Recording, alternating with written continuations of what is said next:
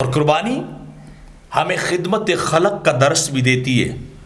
فقیروں اور مسکینوں کے ساتھ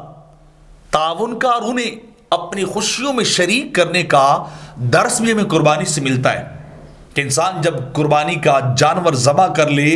تو پھر یہ نہیں ہے کہ سارا کچھ اپنے پاس رکھ لے،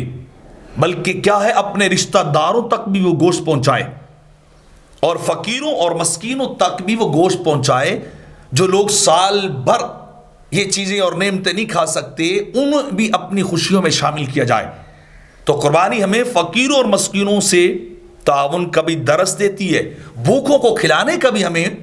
ایک درس اور سبق قربانی سے ملتا ہے، کیونکہ بھوکوں کو کھلانا اللہ کو راضی کرنا ہے۔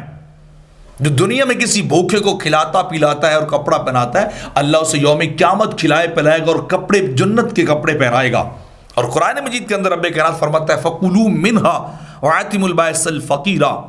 خود بھی کھاؤ اور بالکل بھوکے فقیر جو بیچارے پیٹ بھر کے کھانا نہیں کھا سکتے انہیں بھی کھلاؤ۔ یہ نہیں ہے کہ اپنے پاس رکھ لو، تو تمہیں ان کے ساتھ بھی دلجوئی کرنی چاہیے، انہیں بھی کھانا کھلانا چاہیے۔ بلکہ تھوڑا سا آگے رب کائنات فرماتا ہے فَقُلُوا مِنْهَا وَآتِمُوا الْقَانِعَ وَالْمُعْتَرَّ، فرمایا خود بھی کھاؤ اور جو مانگتے نہیں ہیں، اپنی سفید پوشی کا برم رکھتے ہیں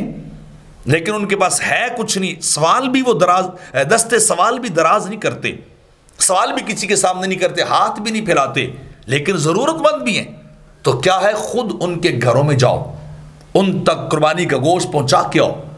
کہیں ایسا نہ ہو کہ وہ خالی رہ جائے اور تمہاری فریزر ہی بھری رہے، تمہارے